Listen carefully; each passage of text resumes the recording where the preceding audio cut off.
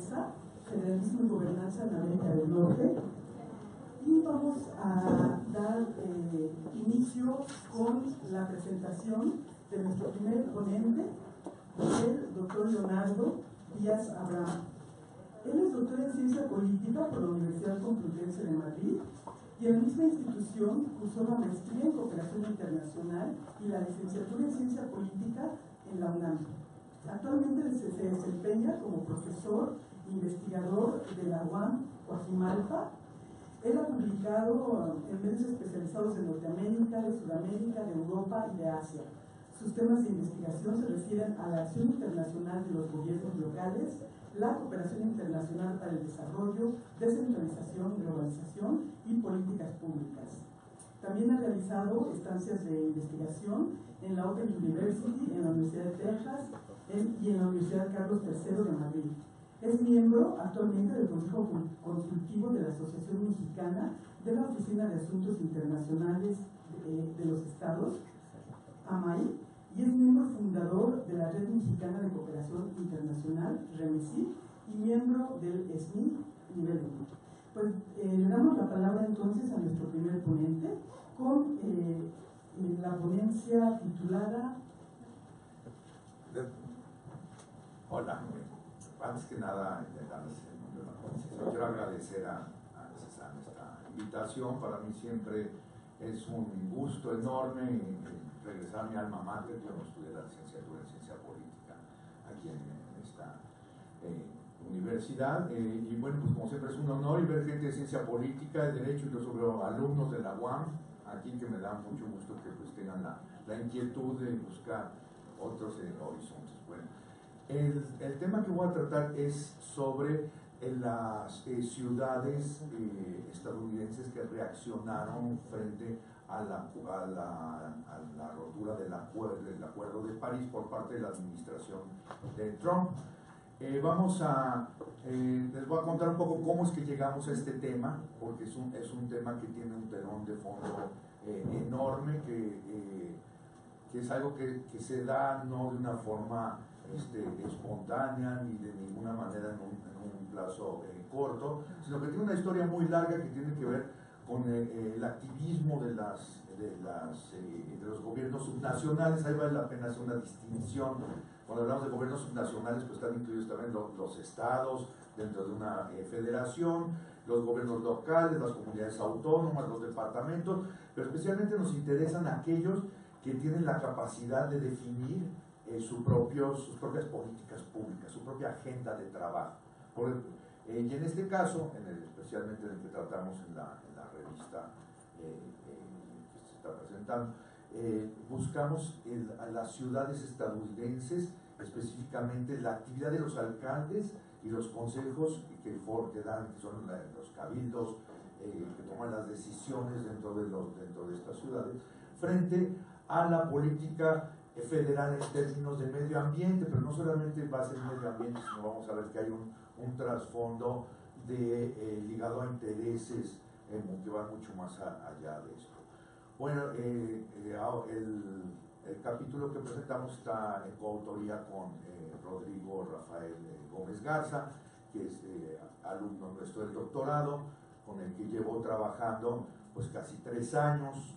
Juntos trabajamos el estudio del capitalismo y los ciclos de largo plazo que se van dando. Partimos desde el siglo XVI y vamos estudiando cuáles han sido estos ciclos y cómo se han ido modificando las tendencias y cómo se van acompañando. Esto es el trabajo que hacemos con Rodrigo. Sin embargo, cuando hemos ido trabajando temas como migración, medio ambiente, en donde se pueden buscar los límites que tiene el capitalismo, los límites prácticamente físicos que va encontrando para su propia expansión, nos hemos encontrado primero trabajando la migración, que es el tema central que ahora nos está ocupando. También hemos encontrado que el medio ambiente es uno de los límites que tiene el capitalismo. Entonces, a partir de este marco muy grande, les voy a contar cómo es que los gobiernos locales han emergido como actores relevantes para la toma de decisiones internacionales y como puntos de equilibrio muy importantes para la construcción de la gobernanza ambiental global. Uno puede preguntar, ¿cómo es que pueden participar dentro de esto? Bueno, si partimos de la idea que el andamiaje central de la gobernanza ambiental global está construida por acuerdos internacionales, acuerdos especialmente realizados entre las naciones, aunque no únicamente, nos vamos a dar cuenta que ya existe una serie de compromisos establecidos que se van derramando. Supongamos, en el caso de México, un acuerdo internacional, una convención firmada, pasa a nivel de una ley constitucional, jerárquicamente. Entonces tiene que ser abrazada por los estados y de alguna manera igualmente dentro de los bandos municipales o las formas de normar y regular las ciudades y los gobiernos locales. Entonces, a partir de esta construcción, ¿por qué es que los países han ido perdiendo de alguna manera terreno, o no es que lo hayan perdido, sino han tenido que compartirlo con otros actores? ¿Cómo ha sido este proceso? Entonces encontramos que existen varias fuerzas que determinan esta transformación del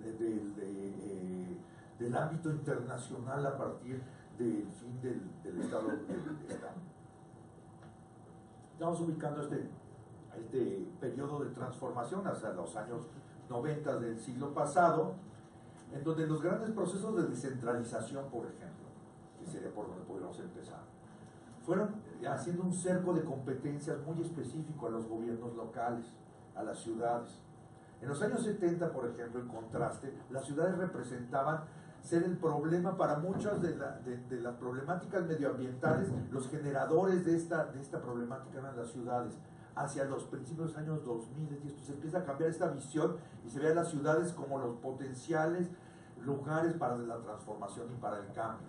Y eso se da a través de la descentralización y a través del manejo directo de determinados temas de la agenda, como es el caso del agua potable, el manejo de aguas residuales, y hasta llegar ya a temas mucho más complejos, como es la movilidad, como es la generación de empleo, la generación de oportunidades de inversión, que ya también se les puede ofrecer a las ciudades espacio para poder concretar este tipo de acciones dentro de su propio territorio. La democratización, que bueno, en algunos casos sentimos que es una de las tareas pendientes, pero que sin embargo sí se notan algunos cambios. Veamos los que somos nativos de la Ciudad de México, pues tenemos una gran diferencia desde que era Distrito Federal y nos era nombrado el regente y el jefe del departamento posteriormente, ahora poder acceder a la elección de nuestros representantes. No podemos negar que sí se haya avanzado en algunos campos, aunque sea de una manera escasa y no suficiente para lo que demanda una sociedad como esta, no podemos negar. Sin embargo, esta tendencia también ha llevado a que los gobiernos locales puedan defender algunos de sus principios y poder presentar ofertas políticas diferenciadas del ámbito nacional y no ser simples correos de transmisión de los mandatos, como en el caso mexicano era claro antes de los años 80, 90, ¿no?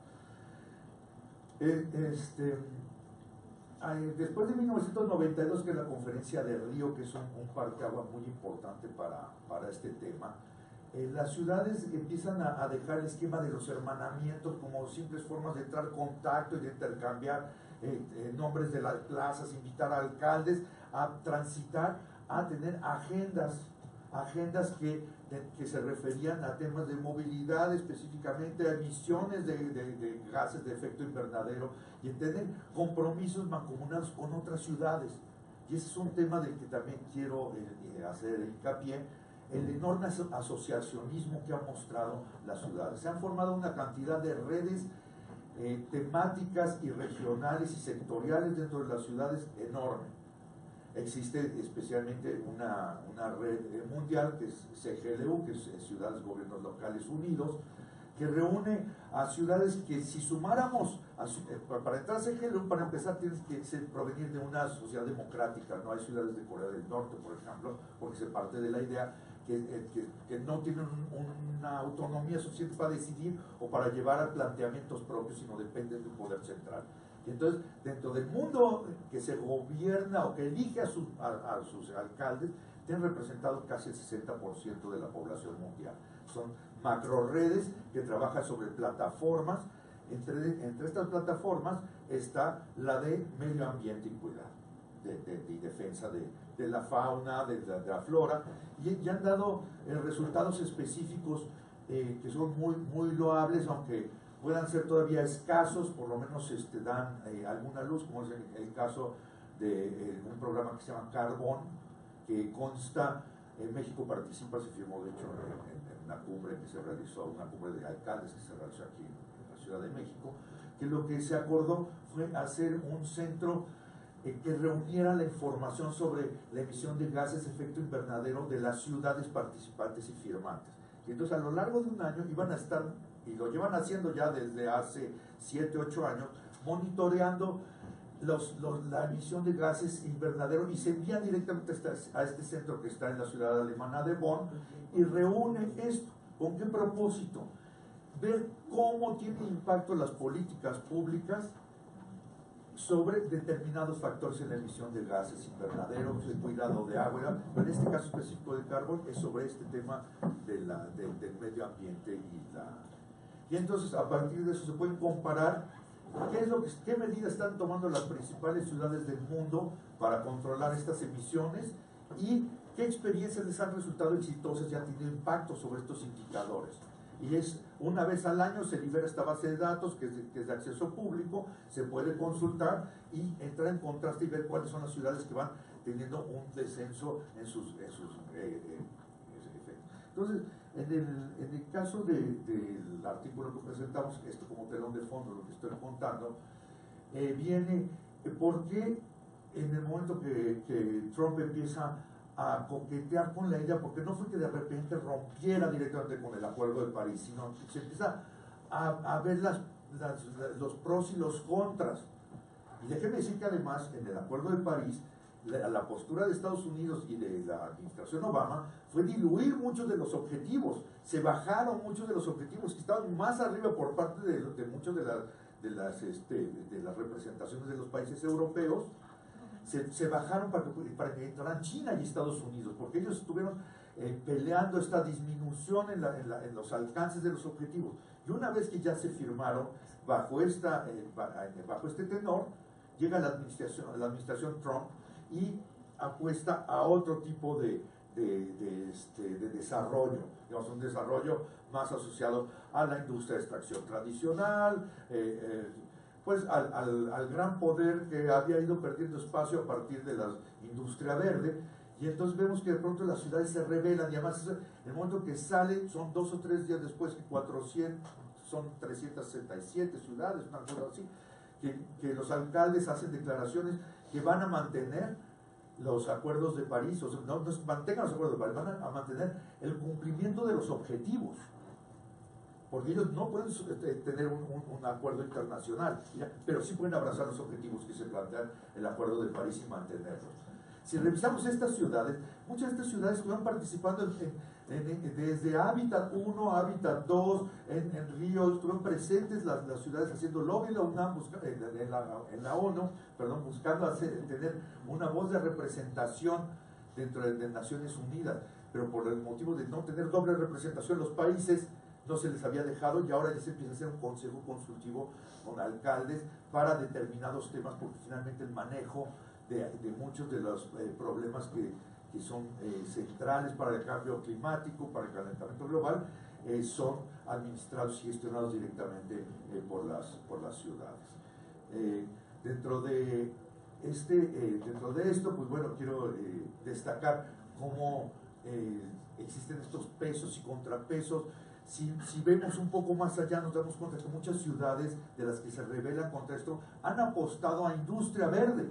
No es nada más que de pronto digan, queremos tener más senderos para correr. No, tienen instalado en su propio territorio grandes parques para generación de electricidad a partir de viento, de marea, o tienen ya reconversión hacia modelos limpios ya avanzados, y tienen acuerdos, tienen redes en las cuales no es de pronto la ciudad sola, sino ya están dentro de convenios internacionales. Y entonces el momento que viene este distanciamiento del gobierno federal estadounidense, también vemos en el fondo la definición de dos modelos de desarrollo distintos que ofrecen a los distintos stakeholders, socios y participantes de estos modelos, pues distintas ganancias y distintas ofertas.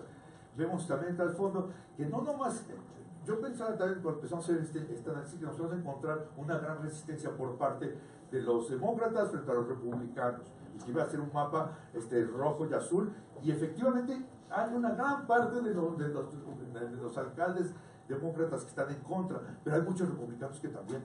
O sea, no es algo exclusivamente de postura política y de defensa de un partido o de otro, sino que también vemos ya modelos de desarrollo, que ahí sí queda claro que el modelo de desarrollo de California es totalmente distinto al de Pensilvania, al de Texas o al de Florida. O sea, están realmente, en ese sentido sí generan pesos y contrapesos los estados en Estados Unidos. Así hay una posibilidad de definición de estos espacios por su parte, ¿no? Bueno, pues yo concluiría mi intervención diciendo que es hacia dónde apuntas. Bueno, en la reunión de Hábitat 2 que fue en Quito el año pasado, el papel de los gobiernos locales y de las metrópolis, las ciudades más pobladas, fue muy importante, porque finalmente son los que están aportando en un corto plazo mayores formas de transformación. Las ciudades se transforman mucho más rápido que los países y que los estados, porque bueno, tienen una serie de actores, pueden concretar agendas urbanas, como la nueva agenda urbana, que trata de formar objetivos generales que las ciudades los vayan adaptando. Se da un marco general en el cual los alcaldes pueden ir tomando. Entonces hay ciudades que se van por la ciudad que se define a partir de su movilidad, otras que se definen a partir del medio ambiente, de la vocación. O sea, van encontrando vocaciones dentro de las ciudades y las van desarrollando en un ámbito global que es muy complejo, muy permeable y en asociación con muchos otros actores. Bueno, ya está aquí. Muy bien.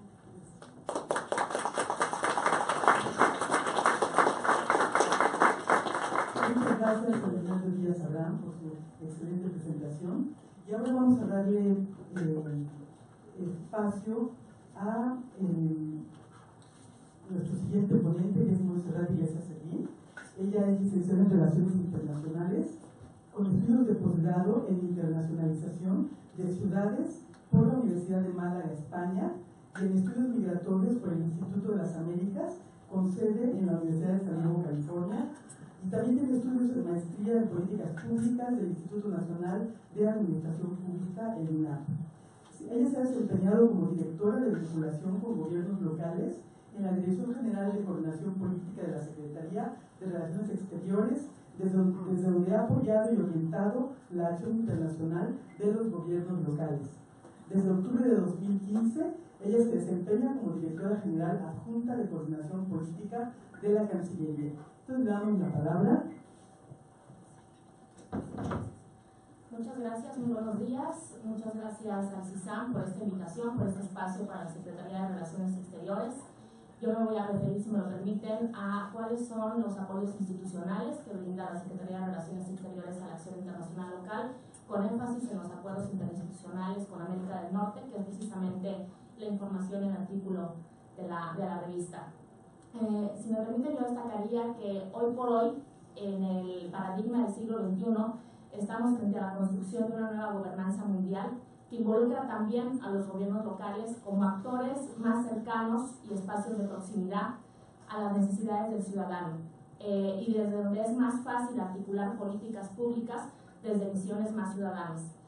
Hoy difícilmente un gobierno local puede ejercer sus funciones en términos de atracción de inversiones, de vinculación con la diáspora, de cooperación descentralizada, sin entrar en una dinámica de relaciones internacionales. Hoy las relaciones internacionales son para toda ciudad, gobierno local, un espacio de oportunidad, un espacio de aprendizaje. En el caso de México, como ustedes saben, a partir de los años 80, a raíz del fortalecimiento del federalismo, los procesos democráticos y la propia globalización, tenemos una creciente participación de gobiernos locales mexicanos. En 1992 se da, a través de la Ley sobre la Celebración de Tratados, se les otorga a los gobiernos locales mexicanos la facultad de poder suscribir acuerdos interinstitucionales. No obstante, la acción internacional local es mucho más multidimensional, multifacética y no se circunscribe solamente a la firma de acuerdos, que muchas veces en los años 70 tenían enfoques asistencialistas y seguramente ustedes han oído hablar de los hermanamientos. Esta acción internacional involucra también diálogo político, involucra promoción económica, involucra cooperación internacional y cada vez más involucra la participación de ciudades y gobiernos locales en redes de cooperación horizontal que no tienen mayor subordinación, es decir, no hay una cooperación vertical. Hoy tenemos, por ejemplo, la Ciudad de México compartiendo experiencias en temas de protección civil con Johannesburgo, al mismo tiempo allegándose de la experiencia que ha tenido Colombia en el tema del Transmilenio. Tenemos a una ciudad como Guanajuato beneficiándose de experiencias como Burdeos en términos de movilidad y gobernanza metropolitana, es decir, una cooperación horizontal basada en un intercambio de asistencia técnica. Hoy desde la Cancillería podemos decir que el grueso de las entidades federativas tienen actividades internacionales. No obstante, también identificamos una alta concentración de estas actividades internacionales. En el caso de los estados podemos decir que 2/3 partes de esta actividad internacional están concentradas en 9 entidades federativas que concentran el 70% de la firma de acuerdos interinstitucionales, ya sea de hermanamiento o de cooperación específica, y solamente el 15% del territorio nacional. A nivel municipal todavía es mucho más patente esta concentración. De los 2.446 municipios, solamente el 5% realiza actividades internacionales. Y esto es ciudades capitales, ciudades fronterizas, ciudades turísticas. De los 2.446 municipios, solamente 29 tienen el 60% de la capacidad manufacturera, que como ustedes saben es la base del modelo exportador de México. Entonces, a nivel estatal y mucho más patente a nivel municipal, tenemos una alta concentración de la actividad internacional local y un área de oportunidad también para ampliar, diversificar esta agenda internacional desde la perspectiva local. Desde este enfoque, la Secretaría de Relaciones Exteriores, si nos regresamos, porfis, regrésate. Desde la Secretaría de Relaciones Exteriores contamos con una oficina de vinculación permanente con los gobiernos estatales y municipales, que es la Dirección General de Coordinación Política, que depende además directamente del canciller, y desde la cual nosotros hemos articulado un proyecto de acercamiento y de vinculación con entidades federativas, tratando también de articular redes. Este proyecto de vinculación tiene líneas de acción, la que sigue por favor. En primer lugar, el apoyo a la agenda internacional de los gobiernos locales, teniendo como paraguas, obviamente, los lineamientos y las prioridades de la política exterior mexicana. En primer lugar, el fortalecer el diálogo con América del Norte y cómo desde la perspectiva local se puede nutrir el posicionamiento y la defensa de los intereses de México. ¿Cuál es el papel que tienen los gobernadores, que tienen los alcaldes mexicanos en su interlocución con sus pares para tratar de incursionar en el sistema político estadounidense, para tratar de posicionar más los intereses de México? Desde esa perspectiva, la que sigue por favor. Esta vinculación con América del Norte desde la perspectiva local la estamos enfatizando en distintos componentes.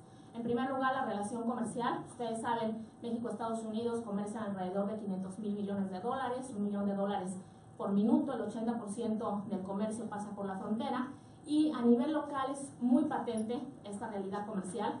Para 30 de los 50 estados de la Unión Americana, México es su primero, segundo, tercer socio comercial.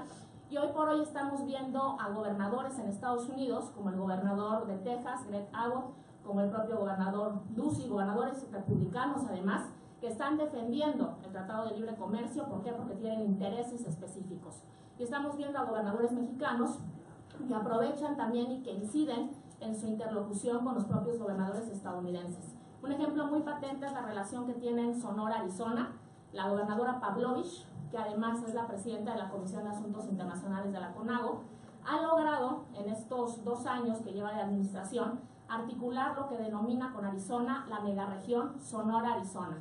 La relación entre Sonora y Arizona es una relación que data de 1959 a través de su comisión, pero que se había enfocado sobre todo a temas de seguridad y a temas migratorios. y hoy tenemos una nueva perspectiva en donde se presentan como una región, una misma región, como una plataforma competitiva que involucra la complementariedad de ambos estados. Hoy en esta megaregión se generan más de 62,000 empleos, tenemos la producción diaria de 1,800 vehículos, Sonora, como ustedes saben, es el segundo clúster aeroespacial, Arizona es el cuarto, entonces tenemos una complementariedad. Sonora no tiene un aeropuerto importante, pero sí lo tiene Arizona, entonces estas complementariedades y estas fortalezas los hacen presentarse como una sola región. Y hacen también que un perfil como el gobernador Ducey, que es un gobernador republicano cercano a la Casa Blanca, salga a dar declaraciones en defensa de la importancia que tiene Telecán e incluso defendiendo también la certidumbre jurídica para los DACA. Esto es producto también del cabildeo, ¿no?, y de la buena relación que hay a nivel gobernadores. Por otra parte, la que sigue, por favor. Tenemos el tema migratorio, que es un tema obviamente que está muy presente en la agenda local. Según datos del Pew Hispanic Research, de los 2,446 municipios, el 97% presentan actividad migratoria hacia Estados Unidos. Hoy tenemos 30 casas de representación de los estados en la Unión Americana. Son de 12 entidades federativas, están presentes en 8 estados de la Unión Americana, el 40% en California. Y precisamente tomando en cuenta esta fuerte presencia de las entidades federativas en la Unión Americana a través de sus casas de representación, es que estamos trabajando de la mano con la Conferencia Nacional de Gobernadores para ver de qué forma estas casas pueden articularse con nuestra red consular y buscar un mayor apoyo jurídico para la comunidad mexicana en Estados Unidos, ¿no? Es un tema que estamos trabajando. En principio ya se les va a denominar Casas México a todas las casas de representación de las entidades federativas y se está trabajando para homologar los criterios y los servicios que dan estas casas y que al mismo tiempo sean complementarios con la red consular. Entonces es otro espacio de incidencia de los gobiernos locales. Tenemos también obviamente los acuerdos interinstitucionales. La que sigue, por favor. Nosotros desde la Cancillería y a partir de 1992 que tenemos la atribución de registrar los acuerdos interinstitucionales que firman los gobiernos locales con sus pares en el exterior, tenemos más de 800 acuerdos registrados. De estos el 46% son hermanamientos y el 54% son acuerdos de cooperación específica. La mayor cantidad de acuerdos son precisamente con ciudades en Estados Unidos, más de 200 acuerdos son con estas ciudades. Podemos decir que es una vinculación que está mucho más enfocada a los acuerdos de hermanamiento. La que sigue, por favor. En un más de 75% son acuerdos de hermanamiento y acuerdos de hermanamiento que se firman particularmente a nivel de ciudades mexicanas con ciudades en Estados Unidos y que también responden a la propia presencia de la diáspora mexicana, que actúan o fungen como facilitadores de esta vinculación. Tenemos obviamente hermanamientos que han tenido históricamente un enfoque más asistencialista y por lo mismo desde la Cancillería estamos trabajando para que tengan mucho más un enfoque de desarrollo, de complementariedad y que respondan realmente a las afinidades que pueden tener ciudades mexicanas y ciudades estadounidenses, ¿no? Y es un tema que estamos trabajando pues obviamente con las propias ciudades, con los propios gobiernos locales, con la CONAGO, hemos trabajado ahorita mucho con Sister Cities International, que es esta red internacional que registra todos los hermanamientos que tienen en Estados Unidos. Entonces es un trabajo que estamos haciendo en red para cambiar la perspectiva de los hermanamientos entre México y Estados Unidos y que realmente sean herramientas de desarrollo, ¿no?, que contribuyan al desarrollo local. En Estados Unidos, bueno, pues el grueso de los acuerdos que tenemos se firman con los 4 estados fronterizos en un 66%, no obstante, tenemos el registro de que hay una relación con 30 de los 50 estados en la Unión Americana a través de los acuerdos interinstitucionales, ya sea de hermanamiento o de cooperación específica. La cooperación específica se da particularmente en el ámbito educativo-cultural. Tenemos también las entidades federativas que están trabajando con la iniciativa que ustedes conocen, Proyecta 100,000. Tenemos hasta ahorita únicamente una entidad, que es el Estado de México, que ha replicado Proyecta 100,000 en su estado, en que ha apoyado más de 4,000 estudiantes del estado para que puedan beneficiarse de esta iniciativa, que es buscar una mayor movilidad académica de los mexicanos en Estados Unidos. La que sigue, por favor. Les hablaba yo de la vinculación con Sister Cities International. Acabamos de hacer hace 2 semanas la cumbre de ciudades hermanas México-Estados Unidos, que convocó a más de 35 alcaldes mexicanos, convocó alcaldes estadounidenses, más de 130 autoridades locales estadounidenses, precisamente para cambiar el enfoque de los hermanamientos y ver de qué forma se pueden trabajar, no solamente a nivel gubernamental, porque como autoridades, pues obviamente hay cambios de administración, hay rotación de funcionarios y eso dificulta la continuidad de los proyectos y de las propias políticas públicas. Entonces el enfoque es involucrar a la ciudadanía, involucrar a los empresarios, y esto fue lo que se hizo en esta cumbre. Hubo una gran participación de empresarios, una gran participación de académicos para ver cómo podemos generar esta perspectiva de ciudadanizar también los acuerdos interinstitucionales y que tengan un mayor impacto sobre el desarrollo. La que sigue, por favor. Dentro de América del Norte, obviamente, también hay una vinculación importante con Canadá. En el tema de los acuerdos, todavía es incipiente, únicamente tenemos 35, representan el 4% del total. Estamos ahorita enfatizando la vinculación con Quebec. Quebec, como ustedes saben, tiene una relación importante bilateral con México. Desde 1980 se crea la delegación de Quebec en México, hay una comisión mixta de cooperación, pero a nivel local únicamente hay una relación con Jalisco, Nuevo León, Querétaro. Entonces estamos ampliando, estamos trabajando con la delegación para que se pueda ampliar esta vinculación de Quebec. Quebec tiene más de 600 empresas en México, se reciben alrededor de 380,000 turistas de Quebec al año en México, entonces es un área de oportunidad para fortalecer esta vinculación con Canadá. La que sigue, por favor. La que sigue. El diálogo político. El diálogo político es un componente fundamental de la incidencia de los gobiernos locales en la relación con América del Norte y particularmente con Estados Unidos. Desde hace 5 años tenemos un diálogo entre la Asociación de Gobernadores de Estados Unidos, la NGA, y la Conferencia Nacional de Gobernadores, que ha derivado en que haya distintos espacios de participación de nuestros gobernadores mexicanos. El año pasado, el doctor Mancera, en su calidad de presidente de la CONAGO, participó en la NGA, misma que fue inaugurado por el primer ministro de Canadá, Justin Trudeau, y se le dio por primera vez la palabra a un gobernador mexicano para que se posicionara en temas de libre comercio y en temas incluso sobre la diáspora calificada. Entonces, esto fue una oportunidad y esto fue parte de una vinculación institucional que viene desde hace años y que ha sido acompañada también por la Cancillería. Tenemos ya fecha para la próxima cumbre de gobernadores de América del Norte. Únicamente se ha celebrado una en 2015 en Colorado y tendremos una próxima en Arizona el 5 de mayo. Recientemente acaba de ir el presidente de la CONAGO, que actualmente es el gobernador de Tabasco, a la Asociación de Gobernadores de Estados Unidos, y justamente hubo el lanzamiento de lo que la NGA denomina NGA Global. NGA es una asociación de gobernadores estadounidenses que ha sido más hermética, me parece, a generar relaciones internacionales. Pero justamente derivado de esta relación que vienen teniendo con México y con Canadá, con la Asociación de Gobernadores también de Canadá, de Premiers de Canadá, han lanzado esta iniciativa de generar una oficina de relaciones internacionales que ellos denominan NGA Global, y justamente el lanzamiento fue en el Centro Cultural México, respondiendo también un poco en reconocimiento a la participación que ha tenido México en esta sensibilización de NGA sobre la importancia de generar también relaciones internacionales con el exterior. En su programa de trabajo de NGA Global está ya establecida la Cumbre de Gobernadores de América del Norte como un espacio ya permanente de vinculación entre los gobernadores de la región, ¿no? Entonces, este diálogo político pues abona, obviamente, y es parte también de la estrategia que tiene la propia red consular, ¿no? De generar una nueva gobernanza con Estados Unidos donde involucras a los actores locales. La que sigue, por favor.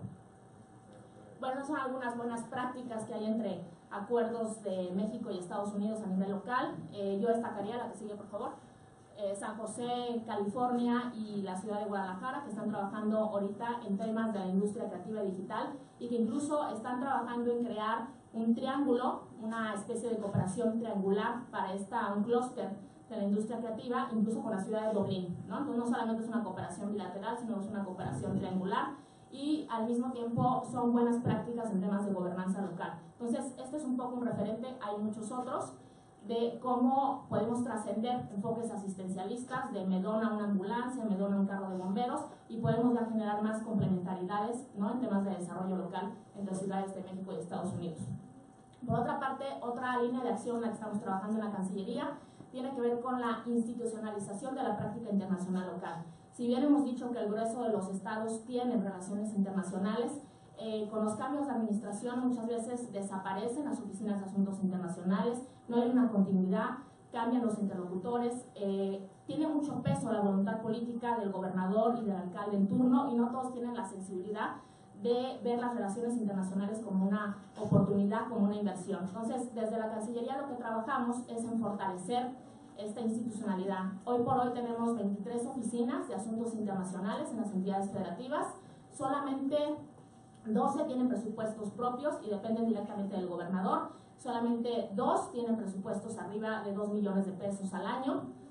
Tenemos también oficinas de asuntos internacionales que trabajan con una sola persona, ¿no? Entonces, sí hay un reto y hay un área de oportunidad para seguir trabajando la institucionalidad. Nosotros vamos también muy de la mano de la academia, porque es muy importante profesionalizar esta acción internacional local. Entonces trabajamos de la mano del Instituto Matías Romero, que es la Academia Diplomática, trabajamos de la mano del CIDE, trabajamos de la mano de la propia UNAM, para tratar de ir profesionalizando a los practitioners, ¿no? A los funcionarios locales que tengan las herramientas de generar estrategias internacionales que tengan impactos locales, que puedan beneficiar al ciudadano y que al mismo tiempo sean congruentes con las propias prioridades de la política exterior. Hoy estamos llevando a cabo un diplomado justamente en la FES Zacatlán. Vamos de la mano con el CIDE, vamos de la mano con el Matías Romero y estamos profesionalizando justamente tanto en línea como presencial sobre cómo dotar de herramientas técnicas y metodológicas para que podamos avanzar en estos temas. Generamos también distintas herramientas desde la Cancillería. Tenemos una guía de recomendaciones que sirve sobre todo no como una receta. Desde la Cancillería no pretendemos decirle a los gobiernos locales cuál es el camino, sino que cada gobierno local tiene que encontrar, de acuerdo a sus potencialidades, a sus vocaciones, a sus prioridades, su propia estrategia de internacionalización, pero que esta estrategia pues, sea congruente también con sus competencias y con la propia política exterior. Entonces generamos una guía de recomendaciones que está en línea, generamos también una matriz de ciudades, más de 200 ciudades interesadas en generar vínculos con ciudades mexicanas, y bueno, tenemos distintas herramientas que son de utilidad en línea. La que sigue, por favor. Finalmente, el último punto en el que estamos trabajando es la formación, la que sigue, por favor, ya hablé de eso, de la integración de redes locales, que es un poco retomar la ciudadanización de la acción internacional. Estamos trabajando en distintas entidades para que puedan conformar consejos consultivos en donde esté presente la academia, la sociedad civil, y que se puedan legitimar todas las estrategias internacionales. Y bueno, finalmente, pues ponerme a sus órdenes, decir que desde la Cancillería vemos la acción internacional local como parte de una política exterior de Estado y como un componente fundamental en la actual coyuntura de la relación con Estados Unidos, que nos permite una mayor incidencia. Si tienen preguntas, cuestionamientos o reclamos, quedan a sus órdenes. Muchas gracias.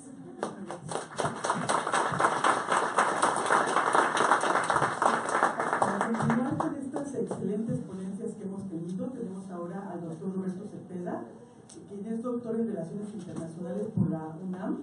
También tiene un doctorado en Política en la Universidad de Sheffield. Además es maestro de Estudios de América del Norte por la Universidad Autónoma de Sinaloa.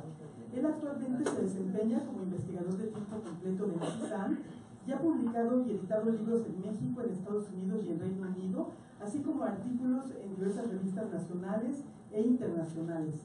Ha sido profesor asociado en varias universidades de México y en el extranjero.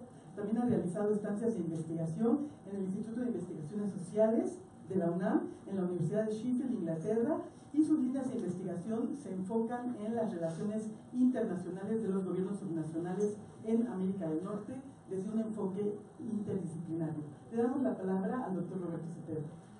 Muchas gracias. ¿No me escucho? ¿Sí? ¿Se escucha? Gracias, Elisa.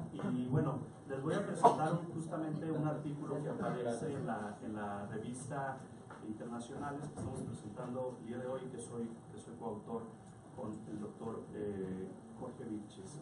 El título, lo estamos viendo aquí, es La gobernanza y la paradiplomacia en el Ártico canadiense.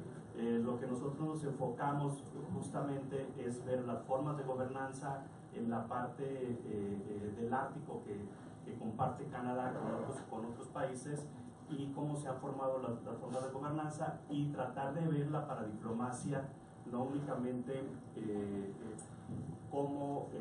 teniendo como eje central a los gobiernos subnacionales, sino también a otros grupos.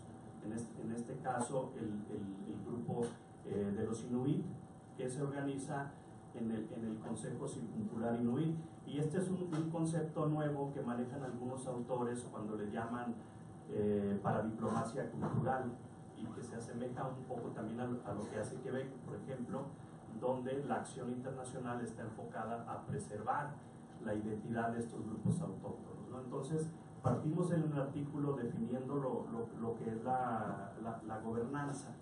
Entonces, en la gobernanza, como ya lo hemos estado viendo a lo largo de las presentaciones, surgen nuevos espacios de acción, de toma de decisiones, precisamente derivado de la fragmentación del poder de los Estados-nación, que se traslada el poder hacia el exterior, ¿sí? O sea, nosotros argumentamos que justamente como resultado de la globalización hay una fragmentación del poder de los Estados-nación que se va hacia afuera, hacia los organismos internacionales, pero hay una fragmentación que se va hacia adentro, ¿sí? hacia los gobiernos subnacionales, hacia las ONGs, hacia los grupos indígenas. O sea, habría que ver también esta gobernanza y esta paradiplomacia, no únicamente como en los gobiernos subnacionales, sino también en este otro tipo de actores que despliegan acciones más allá de la frontera para preservar su identidad y para definir sus intereses, ¿no? Entonces, se entiende esta gobernanza como la participación de diversos actores en la formulación y negociación de acuerdos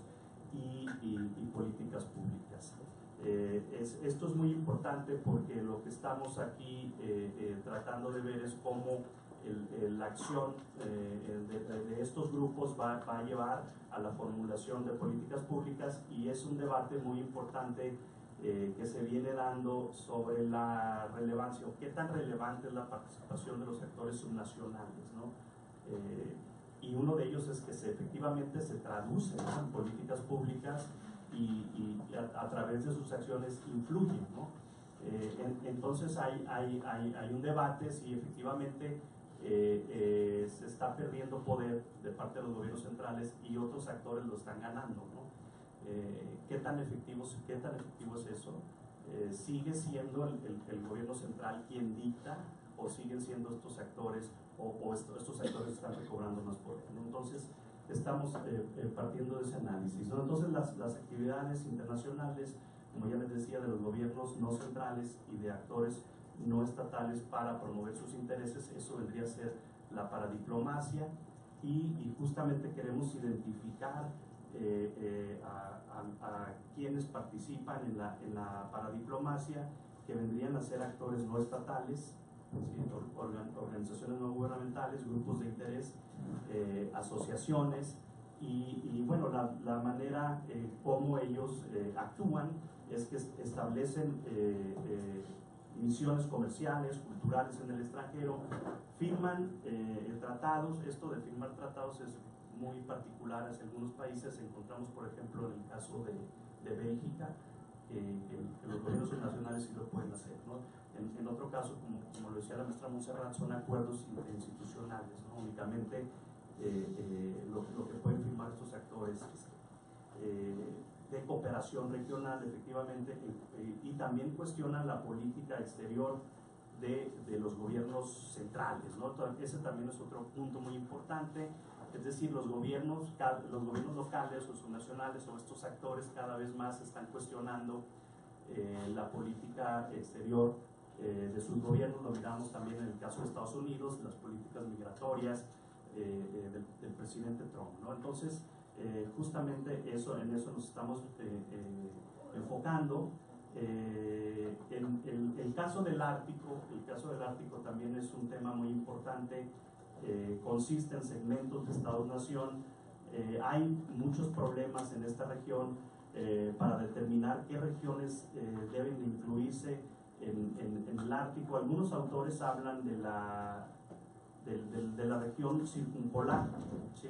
Entonces, el Ártico es simplemente una extensión de diversos sistemas políticos, económicos y ambientales existentes, ¿no? Entonces, nosotros partimos primero del análisis del Consejo del Ártico como una forma o un ejemplo, ¿no? de las nuevas formas de gobernanza que se están dando en América del Norte. Y este Consejo del Ártico es un foro intergubernamental que promueve la cooperación entre los estados del Ártico. Hay 8 miembros permanentes, que son Canadá, Dinamarca, Finlandia, Islandia, Noruega, Rusia, Suecia y Estados Unidos, y 6 organizaciones internacionales que representan a los pueblos indígenas del Ártico, ¿no? Justamente en uno de esos es en el que nos estamos enfocando nosotros en este artículo, y bueno, también hay una serie de observadores, cada uno de ellos de los cuales pues juega un rol muy importante. Me quisiera enfocar justamente en el Consejo Circumpolar Inuit, ¿sí? Que es lo único donde nos enfocamos justamente en este artículo, y ellos se ubican como participantes justamente, ¿no? Aquí vemos una de las reuniones de este Consejo Circumpolar Inuit. Están pues justamente deliberando para tomar decisiones, y donde viven los Inuit, lo estamos viendo justamente en este mapa, que incluye parte de, la mayor parte del territorio de Nunavut, que es uno de los 3 territorios de Canadá, pero también están en la parte norte del territorio noroeste, en la parte norte de Quebec también, en Alaska, en la parte de Estados Unidos, y bueno, es básicamente estas zonas habitadas por los Inuit. Lo vemos también, está en la parte de Groenlandia, de Dinamarca, de Siberia, en Rusia. Entonces todos ellos pues comparten una identidad, ¿no? Que justamente ellos están organizados en este Consejo Circumpolar Inuit para defender su identidad, su forma de vida, ¿sí? Este consejo fue constituido en el año de 1999. Ellos prácticamente a través de estas acciones, de estas reuniones, pues están defendiendo su forma de vida, ¿no? Me quisiera enfocar también en la estructura de este Consejo Circumpolar Inuit. Ellos pretenden defender sus derechos colectivos en plataformas nacionales, regionales y globales, ¿no? Es una organización transnacional integrada por diversas organizaciones nacionales, representantes del ICC, que serían las siglas en inglés, y de un consejo multilateral. Los intereses pues son reclamar el control del desarrollo de los recursos en el Ártico, la presión del desarrollo petrolero, el deseo de autogobierno, supervivencia cultural y protección del ecosistema, ¿no? Entonces, estas acciones es lo que autores como Jessica Chelian, por ejemplo, identifican como una paradiplomacia cultural, y donde las acciones justamente están tratando de organizar a grupos que viven en diferentes países, pero que comparten una misma identidad, ¿no? Entonces, es justamente lo que estamos tratando de resaltar en este artículo. Y bueno, justamente la conclusión a la que llegamos es que evidentemente estos pueblos están preservando su identidad a través de estas acciones. Incluso podemos ver que el Consejo del Ártico es un resultado, el Consejo del Ártico es un resultado de las acciones de estos pueblos, ¿no?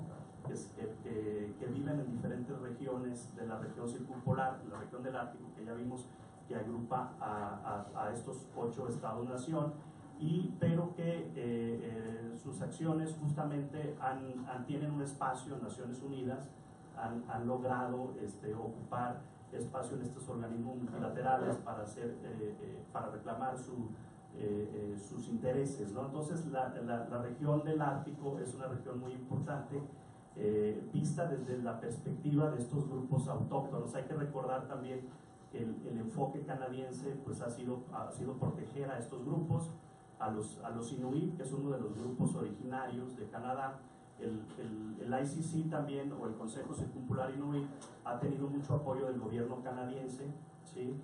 Tienen una presidencia que se ha venido rotando cada cierto tiempo, y cuando es el caso de Canadá, pues han tenido un apoyo financiero muy importante. El tema de Canadá también es un tema muy importante analizarlo desde la perspectiva del federalismo, como lo habíamos hablado anteriormente en las otras mesas, un país descentralizado, ¿sí? Donde las provincias evidentemente ejercen una amplia gama de capacidades constitucionales y donde se preserva justamente la identidad de estos grupos, ¿no? Es la postura del gobierno canadiense hacia estos grupos ha sido de apoyo, ¿sí? Lo que también hemos visto, nos enfocamos en este grupo, no nos enfocamos en las primeras naciones, que serían los metis, ¿no? Que serían los mestizos, que serían los 3 grupos originarios de Canadá, que ya estaban ahí previamente a la llegada de los franceses, en el siglo XVII, luego de los ingleses, y que todos estos grupos pues han estado ahí, ¿no? Se habla incluso de que la acción de estos grupos por organizarse pues antecede o precede, ¿sí? Justamente el surgimiento de Canadá, ¿no? Entonces es lo que quisimos ver, preservar, porque también hay muchos problemas de suicidio. Encontramos que hay muchos problemas de suicidio en estas comunidades, las formas de vida, ¿sí? Ellos están justamente tratando de preservar su identidad y sus formas de vida a través de estas formas de organización, a través de estas formas de paradiplomacia cultural, como lo dirían algunos autores, porque hay que ver que las 3 capas de la paradiplomacia son en cuestiones económicas: promover intereses económicos, atraer inversiones, promover exportaciones, atraer turismo, ¿sí? Y la otra capa sería justamente la cooperación descentralizada, que se hablaba hace algunos momentos, de hacer acuerdos interinstitucionales, principalmente en educación, en capacitación, en ciencia, tecnología, y la otra capa sería la identidad cultural, que casi no es muy tocada en los estudios de paradiplomacia, ¿no? La identidad cultural, que justamente, a diferencia, por ejemplo, los inuit, ellos no quieren hacer un propio país, ellos están muy bien siendo parte de Nunavut, siendo parte del territorio canadiense, a diferencia, por ejemplo, en un momento Quebec sí intentaba lograr una independencia, ¿no? La secesión de Canadá. Esto algunos otros autores lo denominan como la protodiplomacia, ¿no? Son actividades internacionales con el objetivo de tener reconocimiento político que pavimente justamente la independencia, ¿no? El tema de Cataluña, que sería otro tema que también tiene tintes de paradiplomacia cultural y que también tiene tintes independentistas, ¿no? En el caso de estos grupos autóctonos, ellos no quieren crear un país, ellos solamente quieren defender su forma de vida, defender su hábitat milenario, ¿no? Que están ahí viviendo desde hace mucho tiempo, desde que antes que llegaran los colonizadores europeos, ¿no? Obviamente estamos hablando de una población de alrededor de 160,000 personas que viven, que son los inuit, que viven en toda esta parte que les hablé ahorita del mapa. No es una población muy considerable, por eso probablemente no hay muchos estudios sobre esto, ¿sí? Y justamente lo que tratamos de hacer en este artículo es ver la perspectiva de estos grupos, que también ha sido catalogado como una internacionalización de los grupos indígenas, ¿no? Que no nada más se presenta en Canadá, ¿sí? Sino también es una tendencia mundial que surge justamente a partir de la década de los 70s, pero que a partir de la década de los 90s ya se van creando diversas fases de creación de estos organismos, de estos foros multilaterales, donde se reúnen para tomar decisiones, ¿no? Y también ellos, hay que recordar que tienen una voz en el Consejo del Ártico, aparte de su Consejo Popular Inuit, tienen una presencia en el Ártico. No son miembros permanentes, pero de repente sí tienen una influencia en la toma de decisiones, ¿no? Entonces queríamos justamente resaltar el rol de los Inuit a través de estas formas de organización, de cooperación, que lo vemos más en Canadá, menos en Estados Unidos y mucho menos en México, ¿no? En México no hay estas formas de organización, pero en Canadá sí lo estamos viendo, estos organismos de cooperación descentralizada entre justamente actores no estatales que son protagonistas justamente de este término que nos apasiona, que es la gobernanza y de la paradiplomacia.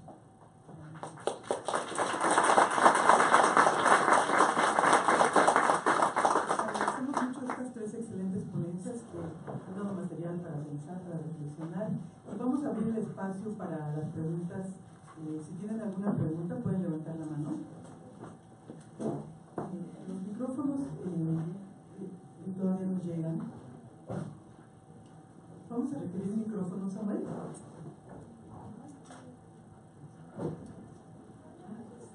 Sí, gracias. Entonces, por acá hay una pregunta.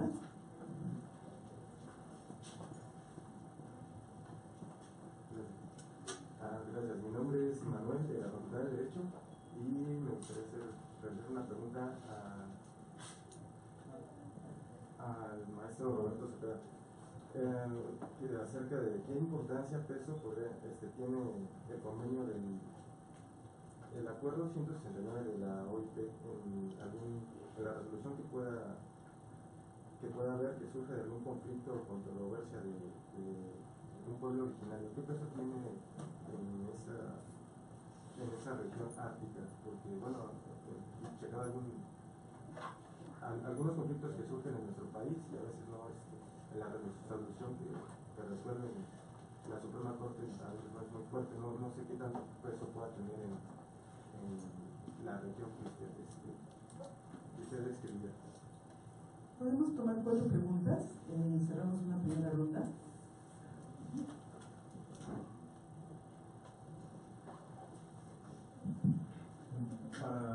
Bueno, la maestra Iglesias, muy interesante lo que están introduciendo en Cancillería con relación a cuestiones de cooperación. Si puede abundar sobre, digamos, el nivel de impacto que está llegando a tener las acciones de cooperación, porque entiendo que es como en términos de política pública el efecto que puede llegar a tener es sobre o grupos muy específicos con temas muy específicos o con intereses como muy particulares. Pero la pregunta es si se podría pensar que en este tipo de acciones de cooperación o de coordinación interinstitucional internacional se puede llegar a estar pensando más en generar un impacto, no nada más generar un resultado a nivel de grupos o a nivel de los grupos de especialistas a los que se les da capacitación, sino de un impacto social a nivel local o subnacional, especialmente en México, ¿no? Para pensar en la importancia y en la necesidad, para sensibilizar, digamos, de la necesidad de poder establecer esas relaciones de cooperación de manera más intensivas, ¿no? Y pregunta para el doctor Cepeda, si digamos los pueblos inuits en realidad no están buscando si en realidad lo que se está buscando es fortalecer, digamos, la pertenencia a los grupos inuits a través de políticas públicas pertinentes en términos culturales, si no se están generando, digamos, estos mecanismos que se presentan de doble nacionalidad, por ejemplo, entre los grupos ODAM en el norte de México, que son grupos que tienen esta doble nacionalidad y que lo único que para lo que ha sido esta doble nacionalidad para estos pueblos o algunos grupos capaz es para pues sobre todo la continuidad ritual religiosa de la identidad, y se queda, digamos, con un nivel de impacto que se queda nada más en la cuestión cultural. Bueno, eso sería. ¿Alguna otra pregunta? A ver, tenemos aquí adelante 2 personas. ¿Sí? Una pregunta relacionada con la ponencia del doctor Leonardo y con la ponencia del doctor Cepeda. Hoy en día está en boga las relaciones comerciales que se van a desarrollar en el Ártico, con China y con Rusia, que Rusia ya tiene bases militares en el Ártico.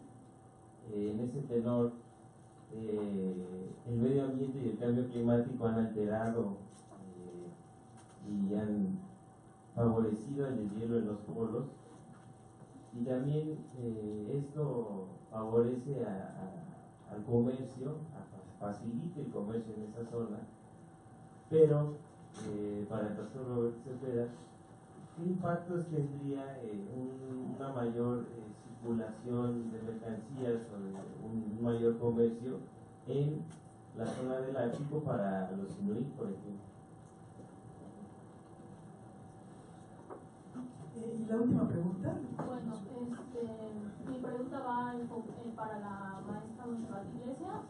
Yo sé que, bueno, la ponencia hablamos y estamos enfocados en América del Norte, pero me gustaría saber también si la Secretaría tiene también datos duros en cuanto a esta acción internacional de los gobiernos locales, pero enfocada en el ámbito multilateral, no solo hablando de América del Norte, sino también, por ejemplo, Asia y Latinoamérica, que a mí me parece que desde que llegó el presidente Trump a tomar la presidencia, se habló de que México iba a buscar ser socios multilaterales, que siempre los ha tenido, pero enfocarse en otras áreas. Entonces me gustaría saber también qué datos tienen sobre esa área. Gracias. Vamos a seguir con el mismo orden de presentación.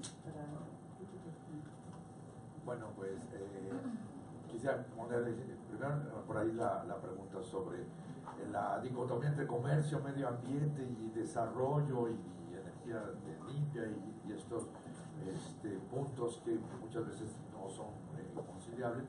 En este caso creo que en lo que toca a mi ponencia, la pregunta central sería ¿qué tipo de vida es la que está esperando tener la gente? Creo que lo que está atrás de estas preocupaciones de la depredación del medio ambiente y la necesidad de asociarse de los pueblos naturales para poder defenderse frente a esto, está el tipo de consumo, de vida y de consumismo que hemos ido desarrollando, de expectativas sobre el medio ambiente y esta generación. Creo que tiene una parte de pesimismo y una parte de optimismo. La parte optimista es decir, bueno, en realidad en el extremo de la cadena está el consumidor, que es el que define también estos patrones de desarrollo y que tienen que ver con esta intensificación del comercio, ¿no? Que es lo que está en el fondo de la pregunta de la apertura de los cascos polares para la circulación de grandes buques. Por esta parte, lo que acorta muchas horas, muchos días en la transportación de mercancías, especialmente entre la costa de oeste de China con Europa, el norte de Europa. Entonces, creo que lo que está en el fondo y de lo que es el planteamiento de los pueblos inuit es el tipo de modelo de desarrollo que está buscando. Si pensamos en un desarrollo sustentable, vamos a estar pensando en renunciar a muchas de las cosas que ahora nos parecen muy normales y muy comunes. Entonces creo que el tema, cuando se aborda la derrama del comercio hacia los ámbitos locales, especialmente en el caso de los pueblos originales, pues vemos que muchas veces es una muy mala noticia que una comunidad sepa que tiene algún potencial minero, ¿no? Que debería de ser al contrario, de que de pronto en el territorio que se pudiera encontrar algún recurso que no se conocía, pues resulta generalmente es una muy mala noticia, porque ven el desplazamiento precisamente de la mano de obra local, que suele no estar calificada para estas tareas o están calificadas para tareas de muy poca riego de dinero dentro de la comunidad, ¿no? Entonces creo que en el fondo lo que está es la definición de esta idea de modelo de desarrollo que se tiene que desarrollar desde lo local como un cerco mucho más fácil de poderlo, o por lo menos complicado, más sencillo de llevar a cabo políticas públicas que vayan en este sentido, pero pues bueno, finalmente está el consumidor como ejemplo. Y la mala noticia pues es que no pareciera haber una disposición, digamos, a renunciar a muchas de estas bondades que nos ofrece a algunos de los que están de los que vivimos en las ciudades, porque a muchos otros no se les simplemente no les son no les llegan, digamos esto. Entonces bueno, pues ahí le cedería a Roberto la palabra. Vamos a darle la palabra a Sí, Sí, muchas gracias por las preguntas. El impacto de la cooperación internacional. Yo destacaría, como ustedes saben, en 2011 surge la Ley sobre Cooperación Internacional para el Desarrollo. Esta ley solamente tiene un mandato para la Administración Pública Federal, no contempla a los gobiernos locales, ¿no?, como actores que hoy por hoy hacen cooperación internacional. No obstante, desde la MECSID, la Agencia de Cooperación Internacional para el Desarrollo, se crea un espacio de vinculación institucional, que es el Consejo Técnico de Gobiernos Locales, mediante el cual pueden incidir los gobiernos locales en temas de cooperación internacional. A partir de este consejo se hizo un mapeo de las capacidades institucionales que tienen hoy por hoy los gobiernos locales en temas de cooperación internacional y se encontró que dentro de las 32 entidades federativas y 17 ciudades, las principales ciudades que generan estos temas, se tienen más de 150 proyectos de cooperación internacional que involucran a más de 700 instituciones de diversa índole, científico, académico. Eso quiere decir no solamente los gobiernos haciendo cooperación, sino un enfoque multiactor y un enfoque multinivel, y el 78% es cooperación técnica.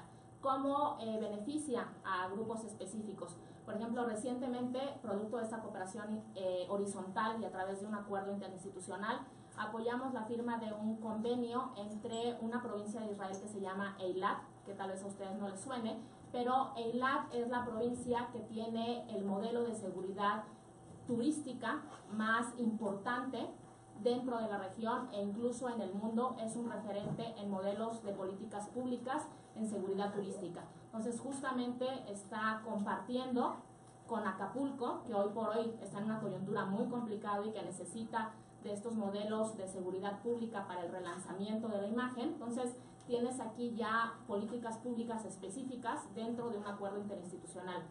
Tenemos, por ejemplo, el caso de Saitama, una provincia japonesa, y Toluca, que vienen generando esquemas de colaboración y de cooperación desde los años 70 que benefician particularmente a estudiantes de menores recursos que tienen la oportunidad, en el caso de los mexicanos, de ir a Japón a capacitarse, a estudiar y a tener una experiencia, bueno, pues que les cambia la vida, ¿no?, tener esta cercanía, y esto viene desde los años 70 y ha habido una continuidad de la política pública gracias también al involucramiento de la ciudadanía.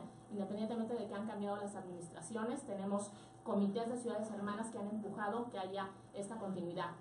Tenemos una cooperación, por ejemplo, como la que tiene Veracruz con la provincia francesa de Brest, que concentra el 65% de la investigación marítima y que hoy por hoy está compartiendo desde un esquema de asistencia técnica sus experiencias también para la habilitación de un tecnopolo científico dentro de Veracruz, la capital, y dentro de la zona también conurbada. Entonces, sí hay un enfoque mucho más práctico que tiene que involucrar a la ciudadanía, porque de lo contrario no tiene un impacto. Pero sí me parece prioritario el fortalecimiento de las capacidades institucionales de los gobiernos locales en la generación de estos proyectos, ¿no?, y el involucramiento de distintos actores.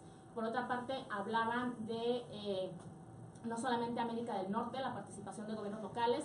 Justamente una de las prioridades de la Secretaría de Relaciones Exteriores es la diversificación de las relaciones internacionales. Hoy las oportunidades de México están en todo el mundo.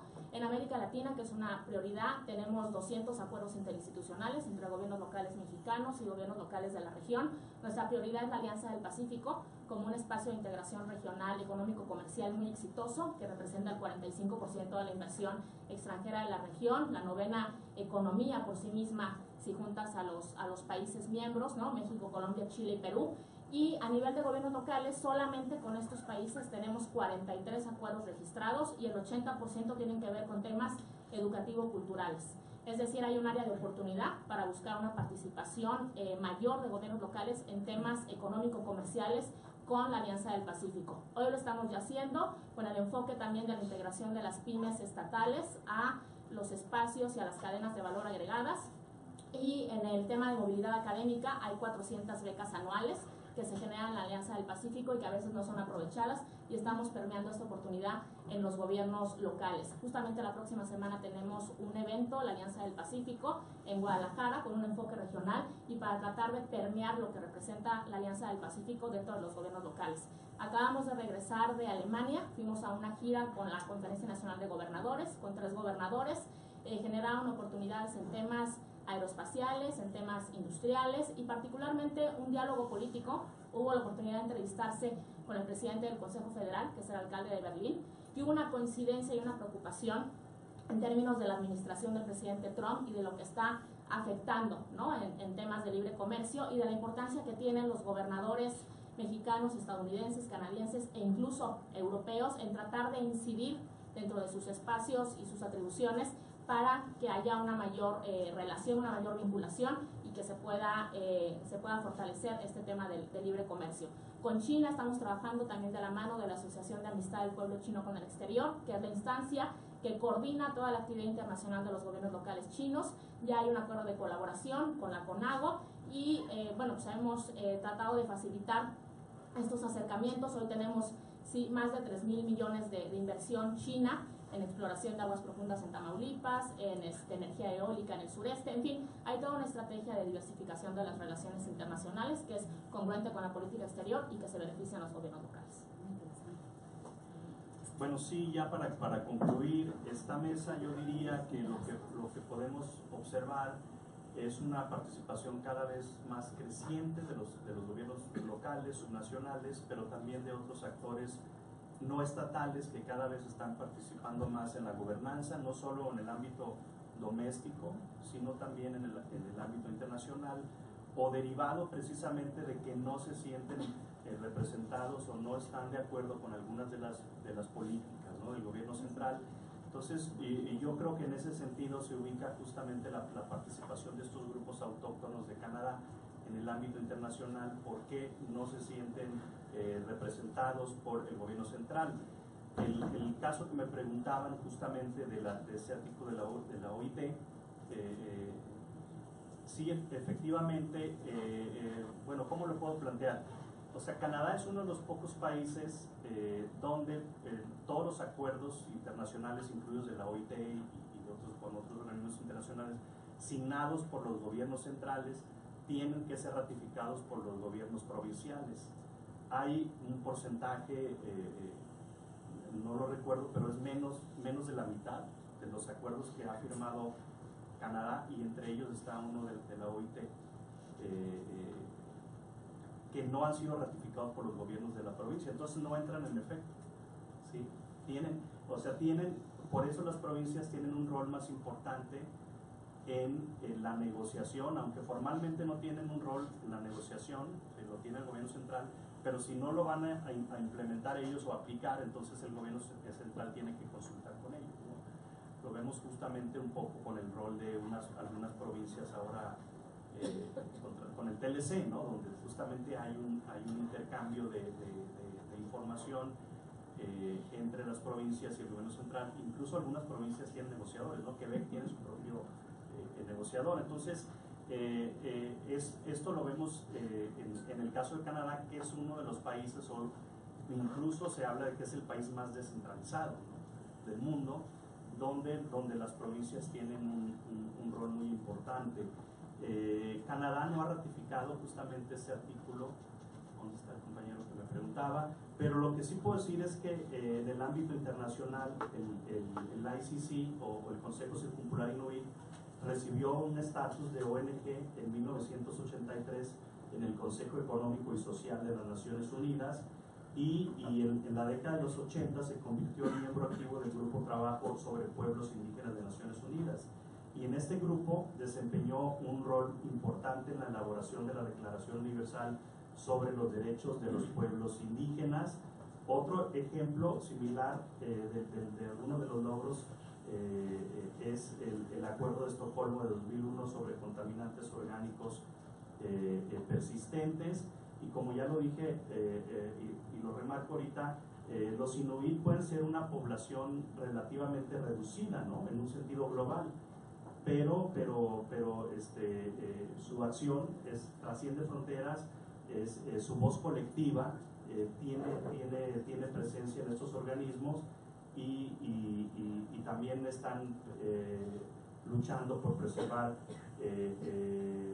su identidad cultural, y también me gustaría remarcar que han incidido de manera relevante en la nueva reconfiguración política del Ártico, y que participa en la nueva gobernanza de la región. Yo estoy de acuerdo con lo que acaba de decir también Leonardo, el tema del desarrollo económico y la preservación, el cuidado del medio ambiente, cómo esto está también generando problemas. Ahora en Estados Unidos, ya lo mencionamos en la mesa anterior, que Trump ya tiene otra política diferente a Obama y ya se retiró los acuerdos de París.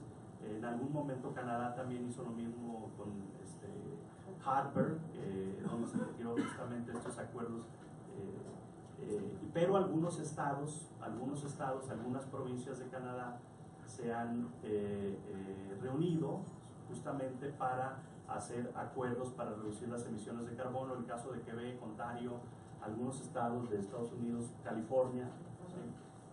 Y bueno, justamente esto es lo que estamos tratando de resaltar. Obviamente el caso de México también aquí está implicado, ¿no? Hay que reconocer que la relación comercial de México con Estados Unidos, si somos, hay unas cadenas productivas, las exportaciones, las importaciones, cadenas de suministro integradas, y si Estados Unidos está produciendo más, pues México también tiene que producir más para abastecer esa economía, ¿no? Y igual sucede con Canadá.